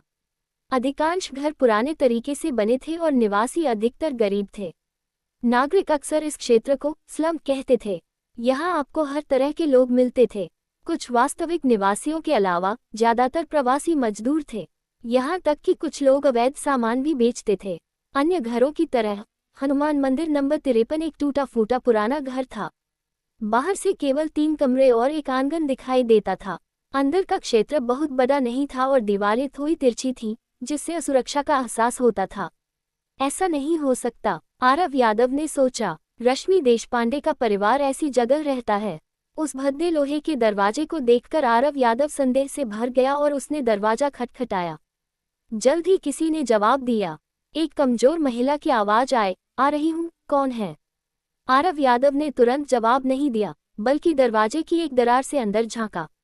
बोलने वाली महिला एक कुबड़ी वृद्ध महिला थी। आरव ने सावधानी से पूछा, क्षमा करें, क्या ये भावना का परिवार है? हाँ, 1 मिनट रुकिए। ओह! आरव की आंखें चमक उठीं। उसे आश्चर्य हुआ कि यह वास्तव में भावना ही थी। ऐसा लगा कि उसके मेडिकल रिकॉर्ड का पता फर्जी नहीं था। जब बुढ़िया ने जवाब दिया तो आरव यादव उसे गौर से देखने लगा। वह महिला अजीब नहीं लग रही थी। ऐसा लगता था कि उसने अभी तक आरव की पहचान का अंदाजा नहीं लगाया है। दरवाजा चरमराहट के साथ खुला। वृद्धा का शरीर कमजोर और चेहरा पीला था, फिर भी वह बहुत सौम्य और दयालु लग रही थी। बेटा, तुम्हें क्या चाहिए? ओह, नमस्ते। आरव यादव ने अनैच्छिक रूप से सलाम किया, फिर खुलकर बोला, मैं एक पुलिस अधिकारी हूँ और कुछ जानकारी चाहता हूँ। कृपया सहयोग करें। ओह, पुलिस, जल्दी अंदर आओ, हम बात कर सकते हैं। वृद्धा ने आरव की पहचान पर शक भी नहीं किया और उसे बहुत सहजता से अंदर आमंत्रित किया। पुलिस बाबू, मुझे आश्चर्य है कि आपको मुझसे क्या चाहिए। आरव को उम्मीद थी कि अपना इरादा साफ बताने से वह सामने वाले की प्रतिक्रिया देख पाएगा। अगर उनका चेहरा बदलता या घबराहट दिखती तो शायद वे कुछ छिपा रहे होते। लेकिन बुढ़िया को हमेशा की तरह शांत देखकर आरव निराश हो गया। उसे लगा जैसे ये समय की बर्बादी है। वृद्धा आरव यादव को घर के अंदर ले गई। साधारण सजावट को देखकर पता चल रहा था कि उनका जीवन बहुत सादा और गरीबी में बीत रहा है। अधिकारी जी, मैं घर से बाहर कम ही निकलती हूँ, मैं बीमार हूँ। वृद्धा ने आरव को प्लास्टिक का स्टूल दिया और पूछा, आप मुझसे क्या पूछना चाहते थे? आरव यादव ने वृद्धा के मेडिकल रिकॉर्ड को देखा था और वह स्पष्ट रूप से जानता था कि वह क्यों बीमार थी। पिछले साल मई में सेंट्रल अस्पताल में उसके पेट का बड़ा हिस्सा निकालने के लिए सर्जरी हुई थी। ऐसी सर्जरी के केवल 2 ही कारण होते हैं, या तो गंभीर गैस्ट्रिक अल्सर या फिर पेट का कैंसर। वृद्धा दुर्भाग्य से दूसरे का शिकार थी। आरव जानता था कि सर्जरी के बाद 9 महीनों की कीमोथेरेपी के कारण वृद्धा ने अपने सारे बाल खो दिए थे। लेकिन आरव केवल एक केस की जांच कर रहा था, इसलिए इस बारे में बात करने की जरूरत नहीं थी। मैं बस आपके पारिवारिक हालात के बारे में जानना चाहता था। आरव यादव सीधे मुद्दे पर आया। क्या आपकी कोई बेटी है जिसका नाम रश्मि देशपांडे है? हाँ, हाँ, वृद्धा ने सिर हिलाया, लेकिन उसने लंबे समय से इस नाम का उपयोग नहीं किया है। उसने अपना नाम बदल लिया है। अब उसे कविता देशपांडे कहा जाता है। कविता देशपांडे। आरव यादव रुका और पूछा, क्या आप अपनी बेटी के साथ रहती हैं? बिल्कुल, वृद्धा ईमानदार थी। हमारे बोए जल्दी चले गए, मुझे और मेरी बेटी को साथ जीने के लिए छोड़ गए। मेरी बेटी बहुत आज्ञाकारी है, घर के अंदर और बाहर का सारा काम वही अकेले संभालती है। ओह, ये सोचकर दुख हुआ कि उस जीनियस लड़की के पिता पहले ही इस दुनिया से चले गए थे। आपकी बेटी क्या काम करती है? आरव ने पूछताछ जारी रखी। ओह, मेरी बेटी बहुत प्रतिभाशाली है। अपनी बेटी का जिक्र करते ही वृद्धा का चेहरा गर्व से चमक उठा। पिछले कुछ सालों में उसने कई काम किए हैं, कभी कभी तो पार्ट टाइम भी। जैसे कैब ड्राइवर। इस साल उसने एक थिएटर ग्रुप में भी मदद की थी। उसने आगे कहा, लेकिन मेरी बेटी ने बहुत कठिन जीवन जिया है। मेरी देखभाल करने के लिए उसने अभी तक शादी भी नहीं की है। पुलिस बाबू, आप काफी सुयोग्य लगते हैं। क्या मैं आपकी अपनी बेटी से पहचान कराऊं? क्या थिएटर ग्रुप में मदद? आरव यादव ने मन ही मन सोचा। आरव के दिमाग में खतरे की घंटी बजी। BMW में इस्तेमाल किया गया one side film theatre group का ही था। क्या ये हो सकता है? आरव ने ध्यान से सोचा और पूछा, मैं पूछना चाहता था, क्या आपकी बेटी पहले पियानो बजाती थी? अप्रत्याशित रूप से जब शांत बैठी बुढ़िया ने आरव को पियानो शब्द का जिक्र करते सुना तो ऐसा लगा जैसे उस पर बिजली गिर गई हो। वह हड़बड़ी में खड़ी हो गई और चिल्लाए, अरे पुलिस बाबू, कृपया फिर से पियानो का जिक्र न करें। अगर मेरी बेटी को पता चला तो बहुत बुरा होगा। वह शब्द हमारे परिवार में वर्जित है। वृद्धा को इतना उत्तेजित देखकर आरव यादव की उत्सुकता चरम पर पहुंच गई। उस साल उस लड़की के साथ निश्चित रूप से कुछ बहुत बड़ा हुआ था। आरव यादव ने उसे बताया कि यह एक अत्यंत महत्वपूर्ण मामला है जिसे समझना उसके लिए बहुत जरूरी है और उसे उम्मीद है कि वह जांच में सहयोग करेगी। उसने परोक्ष रूप से उसे यह कहकर डराया भी कि यदि उसने सहयोग नहीं किया तो उसे उसकी बेटी के वापस आने पर व्यक्तिगत रूप से उससे पूछना पड़ेगा। वृद्धा अपनी बेटी के कान में पियानो शब्द पने को लेकर बहुत डरी हुई थी। नफे नुकसान को तौलने के बाद उसके पास आरव यादव को सच बताने के अलावा कोई चारा नहीं बचा। आरव यादव ने उस बाल प्रतिभा के अचानक प्रतियोगिता से हटने के बारे में कई अंदाजे लगाए थे। हालांकि वृद्धा की कहानी सुनने के बाद उसे एहसास हुआ कि मामला उसकी कल्पना से कहीं अधिक जटिल था। हाँ, मेरी बेटी रश्मि देशपांडे पियानो बजाती थी और वह हिसार शहर में एक प्रसिद्ध पियानो प्रतिभा थी। वृद्धा ने भारी मन से कहा, हमारी केवल एक ही बेटी है। उसके पिता और मैंने अपनी सारी जमा पूंजी उस पर खर्च कर दी। उसे राजधानी में पियानो सिखाने के लिए हमने अपना पुश्तैनी घर तक बेच दिया। उसने आगे कहा, मेरी बेटी बहुत समझदार थी। वह जानती थी कि उसके पिता और मैं बहुत मेहनत करते हैं, इसलिए वह पियानो सीखने में किसी भी अन्य बच्चे से कहीं ज़्यादा मेहनत करती थी। उसने तहसील स्तर, शहर स्तर और यहाँ तक कि राज्य स्तर पर भी प्रतियोगिताएं जीती थीं। हालांकि हम तब बहुत गरीब थे, लेकिन हमें अपनी बेटी में उम्मीद की किरण दिखती थी, इसलिए हम खुद को भाग्यशाली मानते थे। उसके पिता को पूरा भरोसा था कि हमारी बेटी का भविष्य उज्जवल होगा और वह हमारे पूर्वजों का नाम रोशन करेगी, उन लोगों से भी बेहतर जिनके बेटे होते हैं। लेकिन इस मोड़ पर बुढ़िया का हाथ कांपने लगा और उसके चेहरे पर दर्द के भाव उभर आए। लेकिन हमारा सपना दिल्ली ग्रैंड पियानो प्रतियोगिता के दौरान पूरी तरह चकनाचूर हो गया। आंटी, क्या आप 10वीं दिल्ली ग्रैंड पियानो प्रतियोगिता की बात कर रही हैं? वही जो ODM इंटरनेशनल स्कूल में आयोजित हुई थी? आरव यादव ने पूछा। हाँ, सटीक रूप से कहें तो वह 10वीं Delhi high school student grand piano प्रतियोगिता थी। वह प्रतियोगिता मैं इस जन्म में कभी नहीं भूल पाऊंगी। वृद्धा की आंखों में आंसू आ गए। उत्तेजना के कारण उसने अपना पेट सहलाया और कुछ देर बाद अपनी कहानी जारी रखी। हालांकि वह केवल शहर स्तर की प्रतियोगिता थी, लेकिन वह बहुत महत्वपूर्ण थी और हमारी बेटी के लिए इसका बहुत बड़ा महत्व था। इस प्रतियोगिता में केवल कक्षा 12वीं के छात्र ही भाग लेने के पात्र थे। यदि कोई प्रतियोगी इसमें अच्छा स्थान प्राप्त कर लेता तो उसे कुछ कला विश्वविद्यालयों या उच्च शिक्षा के प्रांतीय स्कूलों द्वारा एडवांस एनरोलमेंट मिल सकता था। पियानो के छात्रों के लिए यह एक बहुत बड़ा मंच था। उसने आगे कहा, अगर हमारी बेटी फाइनल में पहुंच जाती तो हम उसकी भविष्य की कॉलेज की पढ़ाई के लिए एक अच्छी खासी रकम बचा पाते। परिणामस्वरूप वो उस प्रतियोगिता के दौरान बेहद तनाव में थी। वह हर हाल में अच्छा स्थान पाकर हमें गौरवान्वित करना चाहती थी। शुरुआत में प्रतियोगिता सुचारू रूप से चली। क्वालिफायर, ट्रायल और प्रिलिमिनरी, बेटी ने उन सभी को पार कर लिया और उसकी असाधारण प्रतिभा शुरू से ही दिख रही थी। कुछ शिक्षकों का तो यहाँ तक मानना था कि रश्मि की क्षमता को देखते हुए न केवल उसका फाइनल में जाना संभव है, बल्कि वह चैंपियन बनकर भी उभर सकती है। जल्द ही रश्मि प्रारंभिक दौर में तीसरे स्थान पर रही और फाइनल में पहुंच गई। हम सब बहुत खुश थे। अगर रश्मि फाइनल में अपने सामान्य स्तर के अनुसार प्रदर्शन कर पाती तो उसे निश्चित रूप से कला विश्वविद्यालय में प्रवेश मिल जाता। लेकिन रश्मि संतुष्ट नहीं थी।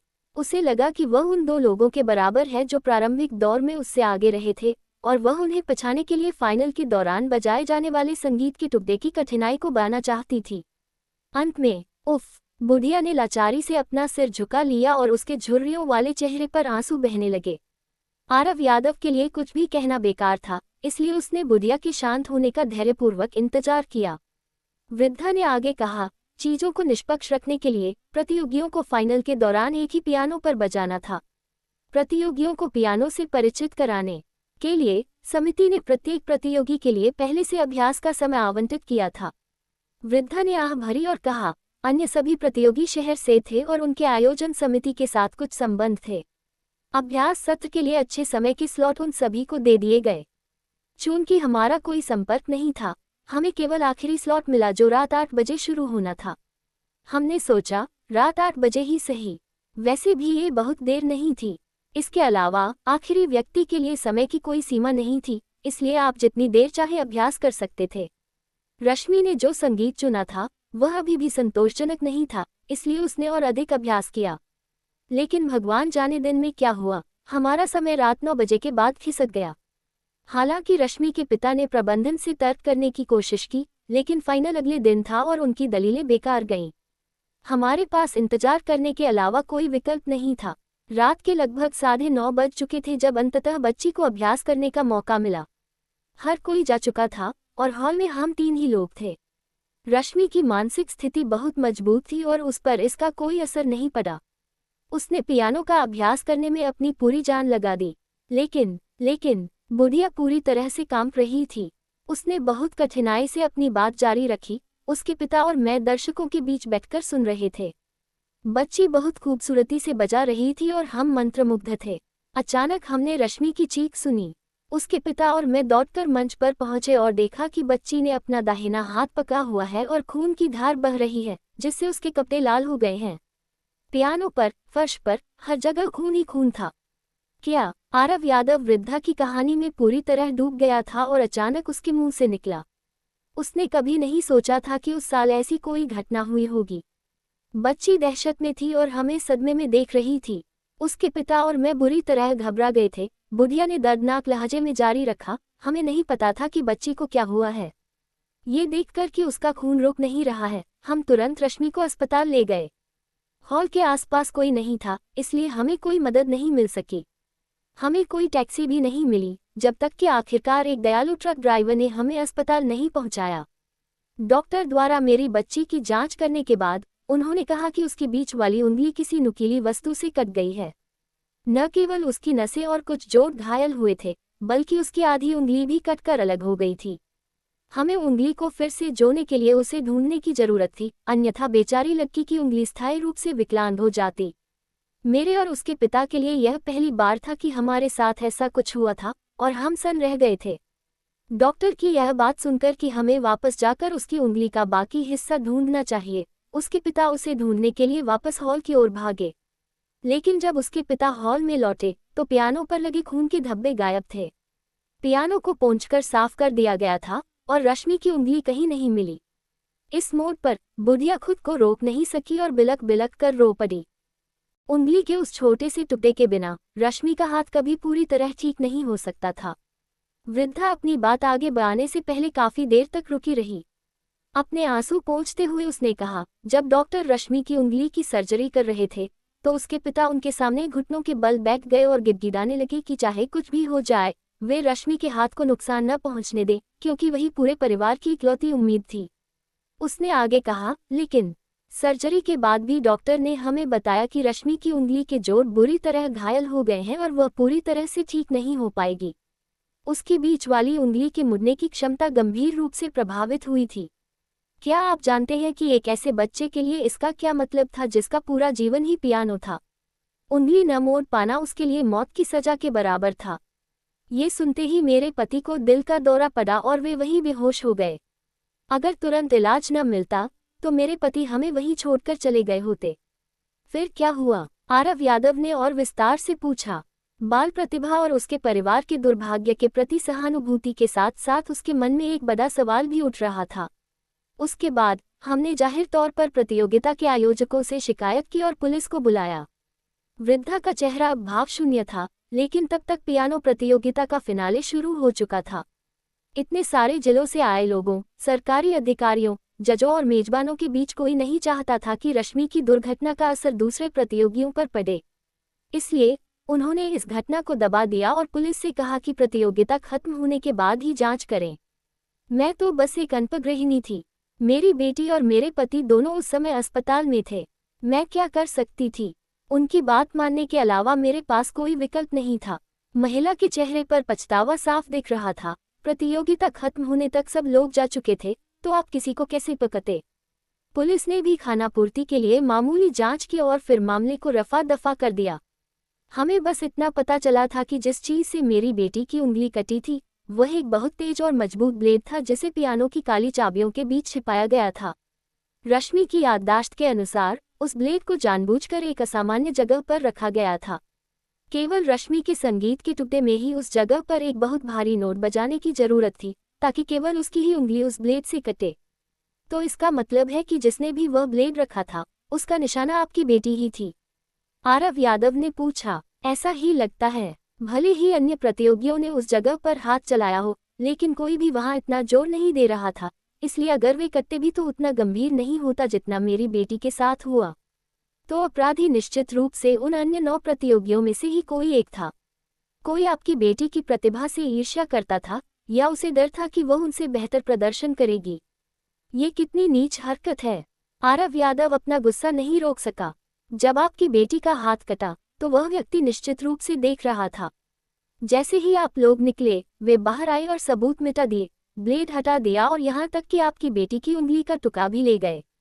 कितना घटिया इंसान था। वृद्धा ने लाचारी से सिर हिलाया। बेशक हम जानते थे, लेकिन उस समय वहां कोई सीसीटीवी कैमरे नहीं थे और न ही कोई हथियार मिला। घटना और जांच के बीच लंबा समय बीत चुका था। उंगलियों के निशान और खून के धब्बे कब के गायब हो चुके थे। बिना सबूत के वे जांच कैसे करते? मेरे पति ने ठीक होने के बाद कई बार कोशिश की, लेकिन हर बार उन्हें निराशा ही हाथ लगी। आरव यादव ने मन ही मन सोचा, अगर यह आज के समय में हुआ होता तो वे उस अपराधी को जरूर पकड़ लेते। इस तरह के व्यक्ति को कभी माफ नहीं किया जा सकता।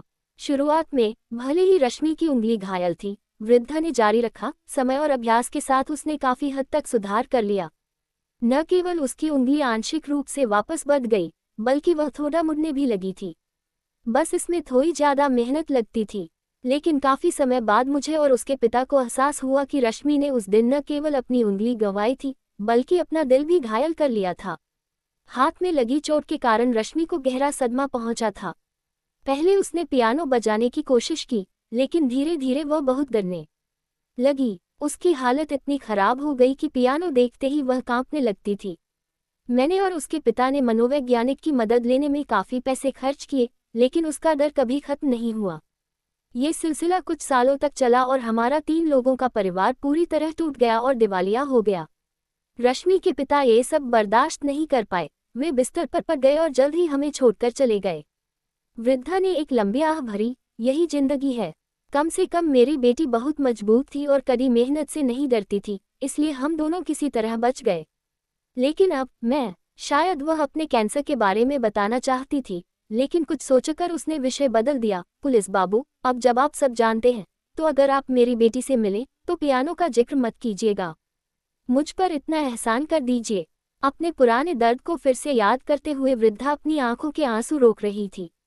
आरव यादव ने सिर हिलाया। उसे उस परिवार पर बहुत दया आ रही थी। अगर वे केवल गरीब होते तो इतना बुरा नहीं होता, लेकिन उनसे उनका उज्जवल भविष्य छीन लिया गया था। ये बदकिस्मती और भी दुखद थी। अगर ये त्रासदी न हुई होती तो उनका परिवार सिया गोयल या कोमल की तरह, या शायद उनसे भी बेहतर जीवन जी रहा होता। अगर ऐसा था, आरव ने आगे पूछा, तो आप लोग वापस अपने घर क्यों नहीं गए? इतनी मुश्किल घड़ी में क्या किसी रिश्तेदार ने मदद नहीं की? वृद्धा ने फिर आह भरी। रश्मि के पिता बहुत जिद्दी थे। हमारे रिश्तेदारों के साथ उनके संबंध अच्छे नहीं थे। उस समय अपना घर बेचने के बाद उनका गांव वालों से बड़ा झगड़ा हुआ था और वे गांव छोड़कर चले आए थे। हम किस मुंह से वापस जाते? ओह, कोई आश्चर्य नहीं कि पियानो प्रतियोगिता के बाद वह बाल प्रतिभा और उसका परिवार गायब क्यों हो गया था। आरव यादव को उम्मीद नहीं थी कि सच्चाई ऐसी होगी। हालांकि यह कहानी अप्रत्याशित थी, लेकिन इसने लॉस्ट हैंड केस के तारों को जोड़ दिया था। वृद्धा की कही गई बातें इस बात की पुष्टि करने के लिए काफी थीं कि आरव की जांच की दिशा बिल्कुल सही थी। महिला के विवरण के अनुसार वह बाल प्रतिभा अब इस केस की मुख्य संदिग्ध बन गई थी। कारण स्पष्ट था, रश्मि देशपांडे की पूरी जिंदगी उस पियानो प्रतियोगिता ने बर्बाद कर दी थी। उसके पास उस व्यक्ति से बदला लेने का दुनिया का सबसे बड़ा कारण था जिसने उसे बर्बाद किया। रश्मि देशपांडे का दाहिना हाथ घायल हुआ था और लॉस्ट हैंड केस के सभी पीड़ितों ने अपना दाहिना हाथ ही खोया था। इन दोनों के बीच निश्चित रूप से कोई संबंध था। आरव यादव ने रश्मि की मां का मेडिकल रिकॉर्ड पढ़ा था। पिछले साल मई में उसकी मां की सर्जरी ठीक तब हुई थी जब 2 लॉस्ट हैंड की घटनाएं हुई थीं। फिर 9 महीने की कीमोथेरेपी के बाद उसकी मां की हालत स्थिर हुई, तो उसे फिर से बदला लेने का मौका मिला और उसने लॉस्ट हैंड केस की तीसरी घटना को अंजाम दिया। साथ ही वह थिएटर ग्रुप में काम करती थी और उसका घर भी केस से जुड़ी प्रमुख जगहों के बहुत करीब था। आरव यादव को आखिरकार लगा कि इस बार उसने लॉस्ट हैंड केस के पीछे का सच ढूंढ लिया है। वह अपराधी जिसे वह इतनी मेहनत से खोज रहा था कोई और नहीं बल्कि वही बाल प्रतिभा रश्मि देशपांडे थी। क्या आपको पता है कि आपकी बेटी कहाँ है? रश्मि देशपांडे को लेकर आरव यादव के मन में एक बुरा एहसास जाग उठा था। उसने तुरंत वृद्धा से पूछा, मैं उसे कैसे ढूंढ सकता हूँ? अधिकारी जी, आपने जो भी पूछा मैंने सब बता दिया। अब आप मेरी बेटी को क्यों ढूंढना चाहते हैं? बुढ़िया अभी भी पियानो वाले मामले को लेकर चिंतित थी। उसे डर था कि कहीं आरव यादव उसकी बेटी के पुराने जख्मों पर नमक न छिड़क दे। ज्यादा कुछ नहीं, हमें बस उसके बारे में कुछ जानकारी चाहिए, इसलिए यह जरूरी नहीं कि हम उसे ढूंढें ही। आरव यादव ने उसे अपना पुलिस बैज दिखाया और मनगढ़ंत बातें बनाने लगा, मैं बस अपना मिशन पूरा कर रहा हूँ। पुलिस फिलहाल उस पियानो प्रतियोगिता से जुड़ी किसी चीज की जांच कर रही है। कौन जानता है, शायद हम उस अपराधी को पकड़ सके जिसने आपकी बेटी को नुकसान पहुंचाया था। ओह, बुढ़िया ने कुछ देर सोचा और आरव यादव से कहा, मेरी बेटी को तो नाटक मंडली के साथ होना चाहिए। शायद सिटी कल्चरल पैलेस की मंडली। आज जब वह निकली थी तो उसने बताया था कि वह आज रात मंडली के साथ देहात की तरफ जा सकती है और शायद 4-5 दिनों के बाद वापस आएगी। ओह, शहर से बाहर, आरव यादव ने सोचा। वह तनाव में आ गया। ये कैसा संयोग था कि रश्मि देशपांडे इसी समय शहर से बाहर जा रही थी? अगर वह लॉस्ट हैंड केस की असली अपराधी थी तो क्या इसका मतलब ये था कि वह फिर से हमला करने वाली है? अधिकारी जी, ऐसा करें। वृद्धा ने सहयोग करने की कोशिश की, मैं अपनी बेटी को फोन करके पूछ लूं। उसकी जरूरत नहीं है। आरव यादव ने तुरंत हाथ हिलाकर मना कर दिया। अगर वाकई रश्मि देशपांडे के साथ कुछ गड़बड़ थी तो उसे फोन करना उसे सतर्क कर सकता था। विवेकपूर्ण तरीके से जांच करना ही बेहतर था। उसने वृद्धा से कहा, ठीक है, फोन करने की जरूरत नहीं है। मेरा काम लगभग पूरा हो गया है, मैं आपको और परेशान नहीं करूंगा। वह बाहर की ओर चलने लगा और जल्दी से नव्या शर्मा को फोन करना चाहता था। वह चाहता था कि नव्या रश्मि देशपांडे की लोकेशन चेक करे कि क्या वह वाकई मंडली के साथ है। हालांकि बाहर निकलते समय अचानक उसने गौर किया कि कुछ ठीक नहीं है। लिविंग रूम के बगल वाले बेडरूम के दरवाजे पर ताला लगा था। उस ताले को देखकर वह रुक गया और पूछा, माताजी, ये दरवाजा बंद क्यों है? ओह, यह मेरी बेटी का कमरा है। बुढ़िया ने ईमानदारी से जवाब दिया, मेरी बेटी को सफाई बहुत पसंद है। उसका कमरा हमेशा बंद रहता है और किसी को भी अंदर जाने की इजाजत नहीं है। अंदर जाने की इजाजत नहीं। आरव यादव और भी उत्सुक हो गया। उसने वृद्धा से पूछा कि क्या वह दरवाजा खोल सकती है ताकि वह एक नज़र डाल सके। नहीं नहीं, बिल्कुल नहीं। बुढ़िया ने हाथ हिलाए, मेरी बेटी को अपने कमरे में दूसरों का आना बिल्कुल पसंद नहीं है और इसमें मैं भी शामिल हूँ। इसके अलावा चाबी हमेशा उसके पास रहती है, इसलिए मैं भी अंदर नहीं जा सकती। चिंता मत करो, मैं इसे खोल सकता हूँ। आरव यादव ने परवाह नहीं की और ताले की ओर हाथ बढ़ाया। नहीं, आप सच में ऐसा नहीं कर सकते। बुढ़िया दरवाजे के सामने खड़ी हो गई और रास्ता रोक लिया। मैं आपसे विनती करती हूँ ऑफिसर, मैं आपसे सच कहूंगी, मेरी बेटी सफाई की दीवानी है। अगर उसे पता चला कि कोई उसके कमरे में घुसा था तो वह बहुत नाराज होगी। मैं हाथ जोड़ती हूँ, मेरी बेटी ने बहुत दुख झेले हैं, कृपया उसके जख्मों को और मत कुरेदिए। सफाई की दीवानी, सच में, आरव ने सोचा। इस मोड़ पर आरव यादव को लगा कि उसे अंदर जाकर देखना ही होगा, भले ही वह फिर से गलत साबित क्यों न हो जाए। वह हार नहीं मानने वाला था, लेकिन बुढ़िया दरवाजे के सामने अड़ी हुई थी, मानो अपनी जान देकर भी उसे रोक लेगी। ऐसी वृद्ध महिला के खिलाफ बल प्रयोग करना आरव के लिए संभव नहीं था। अब क्या किया जाए? एक साधारण पुलिसकर्मी शायद यहाँ फंस जाता, लेकिन आरव यादव जैसे चतुर व्यक्ति के लिए यह कोई बड़ी बात नहीं थी। उसके दिमाग में तुरंत एक विचार आया और उसने सख्त चेहरा बनाकर बुढ़िया से पूछा, माताजी, मुझे एक बात बताए, उसके कमरे की सफाई ज्यादा जरूरी है या आपकी बेटी की जान? आह, बुढ़िया उलझन में पड़ गई। अफसर बाबू, आपका मतलब क्या है? आरव यादव ने एक लंबी आह भरी और हिचकिचाने का नाटक किया। सच तो यह है कि मैं ये कहना नहीं चाहता था, लेकिन ऐसी परिस्थितियों में आपकी बेटी की जान बचाने के लिए मुझे आपसे सच कहना ही होगा। आज मैं यहाँ आपकी बेटी को ढूंढने इसलिए आया हूँ क्योंकि कोई उसे नुकसान पहुँचाना चाहता है। आह, बुढ़िया चौंक गई और फिर से कांपने लगी। कौन? वह दुष्ट व्यक्ति कौन है जो मेरी बेटी को नुकसान पहुँचाना चाहता है? ये वह भी हो सकता है जिसने ब्लेड लगाया था, या कोई और। आरव ने झूठ बोला। आपकी बेटी के पास शायद कुछ महत्वपूर्ण सबूत हैं, इसलिए मैं उसके कमरे को देखना चाहता हूँ। अगर अपराधी जल्द ही पकड़ा गया तो क्या आपकी बेटी सुरक्षित नहीं होगी? ओह, मैं समझ गई।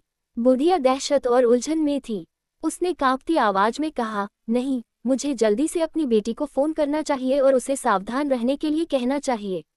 नहीं, चिंता मत करो, आरव यादव ने उसे जल्दी से रोका। हमने आपकी बेटी की सुरक्षा के लिए पहले ही कुछ आदमी भेज दिए हैं। आपको इस बारे में चिंता करने की जरूरत नहीं है, लेकिन मुझे आपकी बेटी का कमरा देखना होगा। ऐसा करते हैं, मेरे हुनर पर भरोसा रखें, मैं गारंटी देता हूं कि मैं एक भी निशान नहीं छोड़ूंगा जिससे आपकी बेटी को पता चल सके। सच में? आरव यादव की बातें सुनकर वृद्धा धीरे धीरे दरवाजे के सामने से हट गई। बेफिक्र रहिए, मैं एक पेशेवर जासूस हूँ। आरव यादव खुशी खुशी मुस्कुराया और दरवाजे के पास पहुंचा। बिना किसी पेचकस या औजार के उसने एक हाथ से दरवाजे के फ्रेम को पकड़ा और ताले को जोर देकर खोल दिया।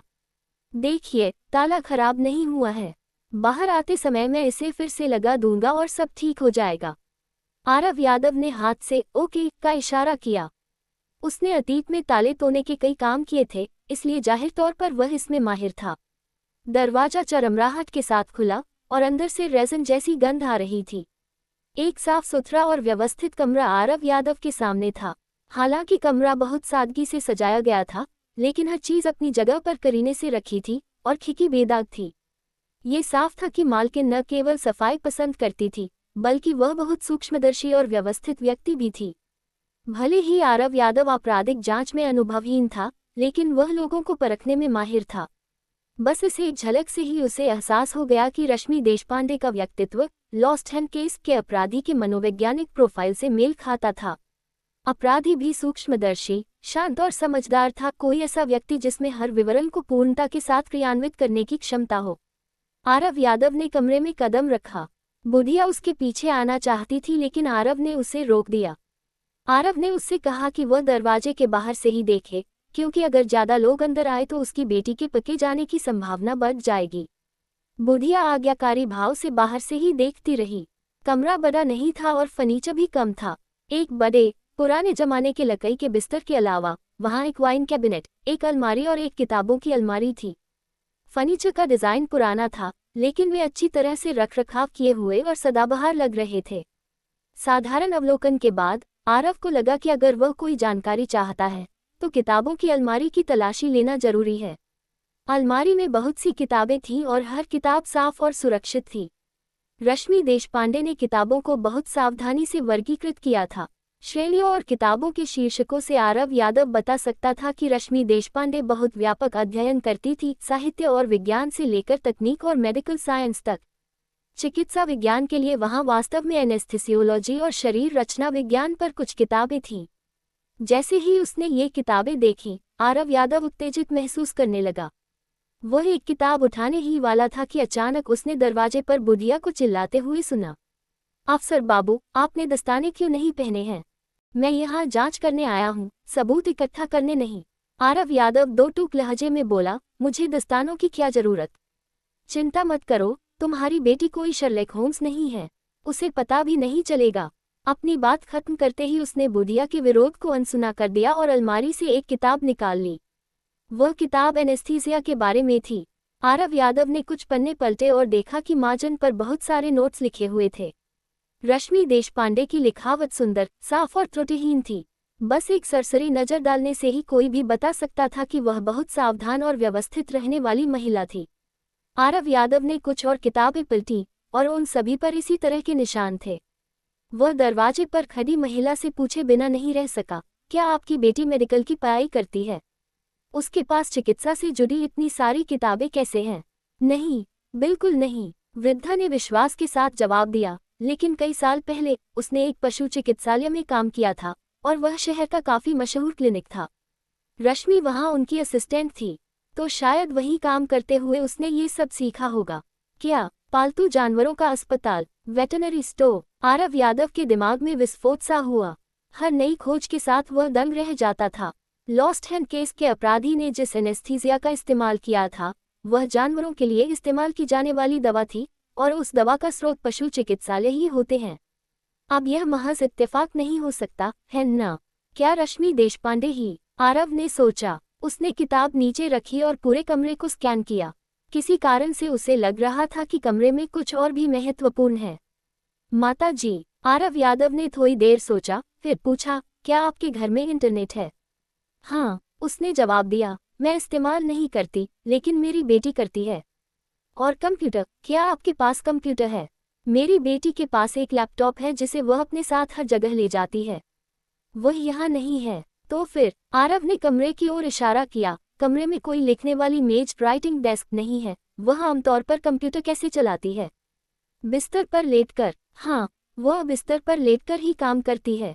बुढ़िया ने कुछ नहीं छिपाया। न केवल कंप्यूटर, बल्कि अगर मेरी बेटी कुछ पत्रियां लिखती है, तो वह आमतौर पर बिस्तर पर लेटकर ही करती है। ओह हाँ, अपने गद्दे के नीचे वह बहुत सारे कागज रखती है। मैं अक्सर उसे लिखते हुए देखती हूँ और वहाँ बहुत सारी तस्वीरें भी थीं। ओह, आरव ने सिर हिलाया, लेकिन अचानक उसे एहसास हुआ कि उसने क्या कहा है। क्या? आपने क्या कहा? गद्दे के नीचे? आरव यादव की आंखें फटी की फटी रह गईं। उस पर क्या लिखा है? मुझे नहीं पता। मैंने गलती से बस कुछ बार देखा है। मेरी बेटी को ये भी नहीं पता कि मुझे मालूम है। वह अक्सर बेड फ्रेम पर घुटनों के बल बैठकर बहुत गंभीरता से लिखती है। मैंने बस दरवाजे की दरार से देखा था। बुढ़िया डर के मारे हकलाने लगी। उसे समझ नहीं आ रहा था कि उसे क्या कहना चाहिए।